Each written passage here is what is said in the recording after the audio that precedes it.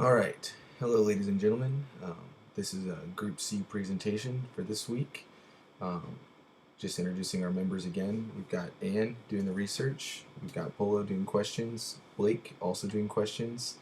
Tony doing slides. And this is Eric Brovat, and I'm doing the presentation, the video presentation. All right, so let's get into it. So our presentation topic is based on the question, uh, how should the U.S. government respond to a hacking attack by China in which the hackers shut down critical military communications for several hours? Of course, this is hypothetical. Such an attack actually never occurred, which is important to note. So anyway, what is hacking? So phase one would be kind of, we call it like the joy of programming. Hacking means clever programming. Phase two, something that occurred between the 1970s and mid 1990s. Hacking meant breaking into computers for which the hacker does not have authorized access. And phase three, kind of based on along the same lines, has the same meaning, but it's become increasingly more dangerous based on the more heavily used World Wide Web and mobile devices with lots of web apps involved, and also the cloud and all of our information stored on there. So a contemporary example of hacking.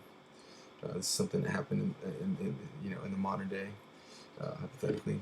In 2011, an attack on the Gmail accounts of White House staffers, Chinese policy experts, military officials, human rights activists, and others occurred.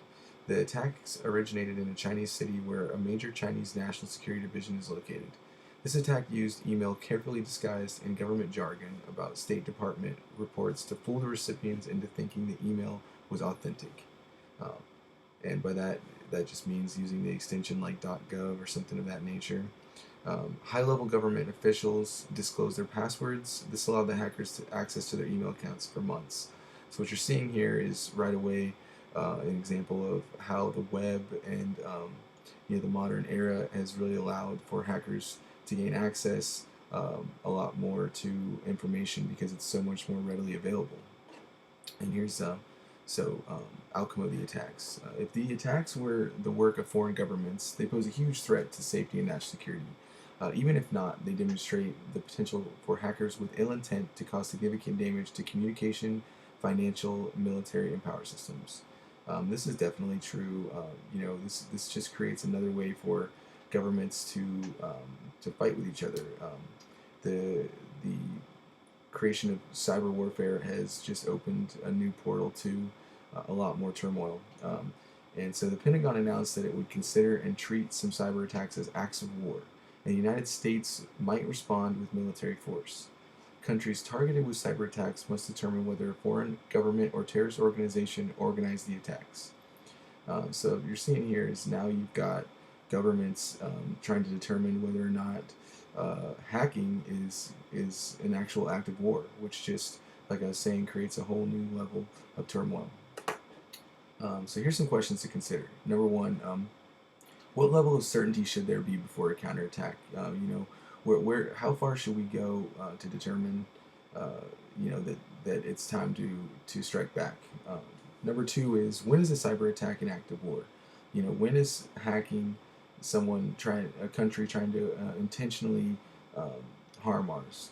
And number three is, what responses are appropriate? How should we respond in scenarios like this? Number four, how can we make critical systems safer from attacks? And that's just, how can we improve encryption? How can we improve internet security? All those types of things. Um, so then we've got government response. To review and improve security systems, to just continue to improve our national security. Number two would be advise the Chinese government to take accountability for this attack. This is, risky business, but it's in the best interest, I think, of our country and theirs if they do. And number three is the U.S. government and Chinese government should pursue legal action against the hackers. And this is one of the best case scenarios, is if we were to go team up as two countries and go after these hackers together. Number four is collaborate with the Chinese government to prevent further attacks. And again, this is just only something that could help on an international scale, just being on the same page with all the nations of the world, so that we can make sure that we lock down this type of thing. and prepare for future attacks and the possibility of military action against China. And this is obviously the worst case scenario, to go to war with China over something like this. It's something we want to avoid, but it is a possibility, and we have to be prepared for it. So here's some presentation questions. We've got number one is true or false, hacking means clever programming. This is something we went over in phase one. It's true.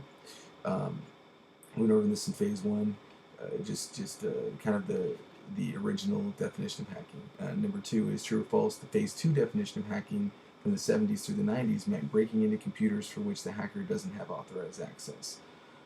That's also true. Something again we went over earlier in the presentation. And number three is hacking has become less dangerous as time goes on. That's false. That's categorically false because, and like we were talking about, the creation of all these web apps and the greater use of the World Wide Web and mobile phones has made information more readily available, meaning that hacking has actually become astronomically more dangerous as time goes on. And number four, in 2011, from which country did the attack originate that targeted the U.S. government, shutting down critical military communications for several hours? And we got multiple choice here. Choice A is North Korea, choice B is Cuba, choice C is China, choice D is Russia, and the answer is choice C, China. That's something we talked about. And then next set of questions, we've got the Chinese hack was made by using DDoS, distributed denial of service attacks. That answer is actually false. That's not how it was done. It was done with email accounts, just getting information from people, a lot more simpler actually. The next question is, hackers with ill intent can target communication, financial, military, and power systems. This is true. They can target all types of systems. The next question is, the Pentagon's announcement considered cyber threats as A, normal, B, something to be taken lightly, C, an act of war, or D, none of the above. The answer was an act of war. That was the answer to that one. And the next question is, an example of a hacker is A, a teenage programmer, or B, a teenager, sorry, or B, a computer programmer. And I believe some of the others got cut off, but the answer to that one is all of the above, meaning those both can be hackers. And here's the answers to the questions we just talked about. Here are references. And just kind of wrapping up here in summary, talking about hacking and the importance of understanding what cyber warfare is and what the dangers are. We have now branches of our government that are taking the initiative to really combat these types of things. I know the Navy, for instance, has a very good cyber warfare division now, and a lot of computer science majors are becoming good candidates for these positions. And it's hopeful for us, as programmers, that we can help our government, combat these types of things. So that concludes our presentation for this week, and thank you very much.